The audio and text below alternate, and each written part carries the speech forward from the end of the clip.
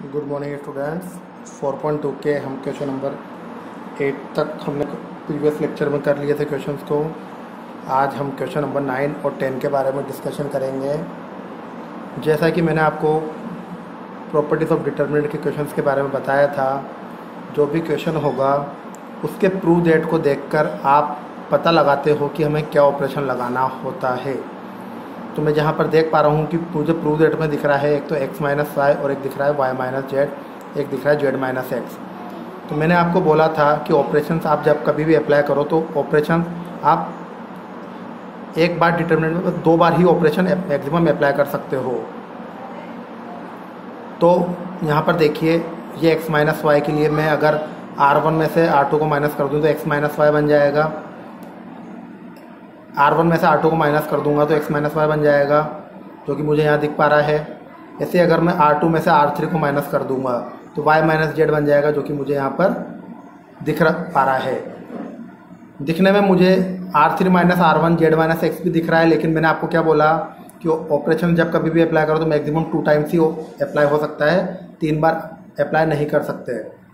तो मैंने क्या करा, पहले R1 लिखा, X square Y Z Y square, तो इसमें से इसको सपरेट करा तो एक्स में से वाई को करा तो एक्स माइनस वाई, ये हो गया X square minus Y square, ये हो गया। दोनों में से जेड कॉमन ले लिया तो वाई माइनस एक्स। जैसे R2 में से R3 को करो तो Y minus Z, Y square minus Z square, इधर से मैंने एक्स कॉमन लिया तो जेड माइनस वाई। R1 और R2 में ऑपरेशन लगा था तो R3 ऊपर से अपन ने एज इट इज उठा के रख दी है। अब आप यहाँ पर देख पा रहे होंगे कि इस पूरे R1 के अंदर से मुझे x माइनस वाई कॉमन दिख रहा है। इसको मैं a square minus B square की आइडेंटिटी से खोल दूंगा और इसको माइनस कॉमन लेके x माइनस वाई कर दूंगा। माइनस सिंबल बाहर कॉमन लेके इसको क्या कर दूंगा, x माइनस वाई बना दूंगा। तो क्या लिख दिया यहाँ पर, R1 में से x माइनस वाई कॉमन ले लिया और सिमिलरली R2 में से y माइनस जेड कॉमन निकल जाएगा। तो अपन ने यहाँ पर क्या करा, x माइनस वाई और y माइनस जेड कॉमन बना लिया। तो यहाँ पर 1 बचा, ये लिख दिया। यहाँ पर x प्लस जेड बचा, ये लिख दिया। यहाँ पर माइनस जेड बचा, यहाँ पर 1 बचा, यहाँ पर y प्लस जेड बचा, यहाँ पर माइनस एक्स बचा, R3 एज इट इज़ लिख दिया। फिर यहाँ पर आने के बाद मैंने आपको बोला था कि ऑपरेशन से अप्लाई करने के बाद कैसे भी करके बस आपको जीरो बनाना है। तो अब जो आपको यहाँ डिटरमिनेंट दिख पा रहा है, आप खुद कॉमन सेंस लगा लो कि जीरो कैसे बनेगा, और जीरो बनते ही अपन को डिटरमिनेंट का कंसेप्ट अप्लाई करना होता है। तो देखा मैंने, अगर मैं R1 में से R2 को सेपरेट कर दूं, अब वापस से मुझे साइड में जाके ऑपरेशंस को अप्लाई करना पड़ेगा। तो अब चाहे मैं यहाँ पर R1 करके R1 माइनस R2 करूँ या R2 में से R1 को माइनस करूँ, कैसे भी कर सकते हो, आपकी इच्छा। R1 माइनस R2 भी कर सकते हो और R2 माइनस R1 भी कर सकते हो, जैसी आपकी इच्छा हो आप ऑपरेशंस को अप्लाई कर सकते हो। R2 माइनस R1 शायद इसलिए करा होगा क्योंकि प्रूव दैट में आपको थर्ड चीज़ क्या दिख रही है, जेड माइनस एक्स। तो यहाँ पर देखो, R2 में से R1 को माइनस करोगे तभी जेड माइनस एक्स बनेगा। तो इस वजह से यहाँ पर R2 में से R1 को प्रॉपर्टी को अप्लाई किया गया है। तो जब इस प्रॉपर्टी को अप्लाई करा गया तो देखिए यहाँ पर ये वाली टर्म बन रही है। R2 में से R1 को जब सेपरेट कर दिया तो ये देखिए यहाँ पर ये वाली चीज़ जीरो बन गई, और जीरो बनने से जेड माइनस एक्स भी बाहर कॉमन आ गया, जेड माइनस एक्स भी कॉमन आ गया, और जेड माइनस एक्स कॉमन आने के बाद आपकी ये वाली चीज़ बनी। अब आपको डिटरमिनेंट के अंदर एक एलिमेंट जीरो दिखना चाहिए, बस जो कि दिख पा रहा है। और जैसे ही जीरो दिख जाए तो आप क्या लिख सकते हो, एक्सपेंड, आपकी मर्जी। आप मैंने यहाँ लिख दिया जैसे एक्सपेंड अलोंग R2। R2 को देखकर मैं डिटरमिनेंट को ओपन कर रहा हूँ, इसका मतलब ये है। जरूरी नहीं है आप R2 से करो, आप R1 से भी कर सकते हो, जैसा आपने पढ़ा है। तो यहाँ पर जिस लाइन पे जीरो बनता है उसके अकॉर्डिंग एक्सपेंड किया जाता है, ये थोड़ा प्रॉपर्टी का रूल है। ऐसा कोई ज़रूरी नहीं है कि इसके थ्रू ही करो आप, R2 के थ्रू।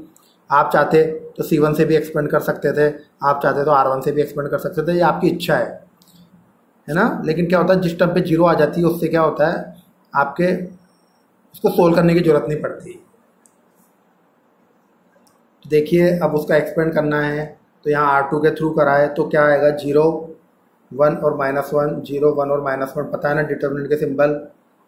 ये 4th पोजीशन, ये 6th पोजीशन, तो 4th और 6th पोजीशन नेगेटिव होती है ना। ये नेगेटिव हो गई और ये नेगेटिव हो गई, बीच वाला पॉजिटिव सिंबल होता है तो पॉजिटिव लिख दिया। अब छुपा के अब बस इसको सोल्व करते जाइए। और यहाँ पर लिख दिया है। अब जब इन्हों को मैंने सोल्व करा तो देखिए ये टर्म बची, इस टर्म में पॉजिटिव जेड और नेगेटिव जेड कट चुके हैं और आपको जो आंसर चाहिए था वो आपका आंसर यहाँ पर आ चुका है। तो इस तरीके से आप प्रॉपर्टीज ऑफ द डिटरमिनेंट के क्वेश्चंस को सोल्व करोगे। अब 10th के भी 2 क्वेश्चन हैं।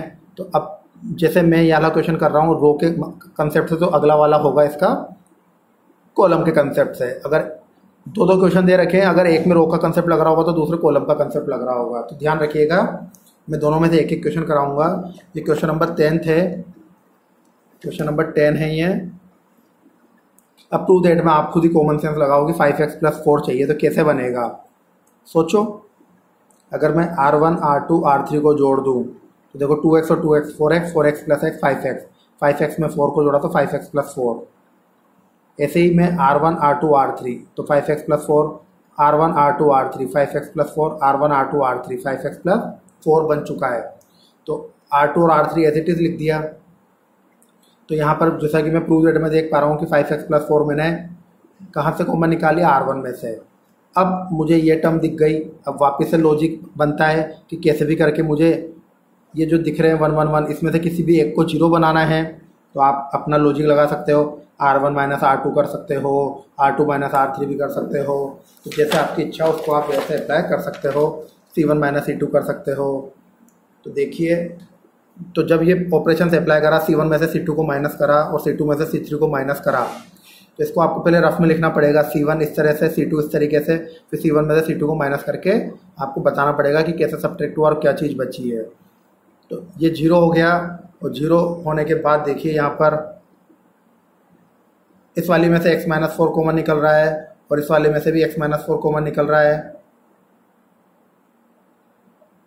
सॉरी, कौन सी वाली से निकल रहा है, taking common factor C2। Okay, C2 में से 4 - x कॉमन दिख पा रहा है, 4 - x, न कि x - 4। C2 में से 4 - x कॉमन निकल गया। अब R1 के थ्रू इसको एक्सपेंड कर दो, वही पता है ना आपको, 0, फिर वापस से ये 0, फिर ये 1 और एक ऐसे ऐसा करके छुपा के आप वैल्यू फाइंड कर लेते हो। तो क्या बचा, 4 - x, तो 5x + 4 ये रहा, और 4 - x और 4 - x 4 - x का होल स्क्वायर बन चुका है। तो इसी तरीके से आप जब बाकी के क्वेश्चंस को सोल्व करोगे तो ये भी देखिए। अब सेम क्वेश्चन है, यहाँ पर सेम लॉजिक बन रहा है, 3y + k और k²। तो देखिए 3y + k कैसे बन रहा है, R1 R2 R3 को जोड़ने से वही 3y + k बाहर निकल गया, 1 1 1 बचा। और वही C1 में से C2 और C2 में से C3 को माइनस करा तो 0 बन जाएगा। 0 बनने के बाद यहाँ पर देखा कि C2 में से k कॉमन निकल गया, k बाहर निकाल लिया और एक्सपेंड कर दिया एलोंग R1 के थ्रू। तो आपको जो आपको आंसर चाहिए वो आपका आंसर आ गया। तो इस तरीके से अपन ने 4.2 के क्वेश्चन नंबर 10 तक अपन पहुंच गए हैं। कल के लेक्चर में अपन 11, 12, 13, 14 जो भी है पढ़ेंगे। तो बाकी की पढ़ाई आप नेक्स्ट लेक्चर में सुनिएगा। अब बस हमारी क्लासेस 15 मई तक चलेगी।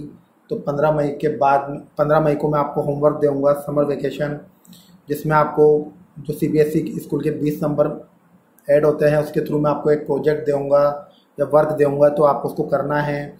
जब कभी भी स्कूल ओपन होंगे तो आपको उसको चेक कराना है। तो चेक कराने के बाद मैं आपको उसमें 20 में से नंबर दूंगा। सॉरी, प्रोजेक्ट 5 नंबर का होगा।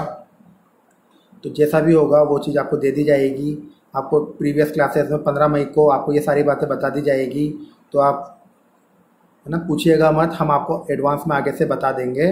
तो इस चीज़ का आप ध्यान रखिएगा।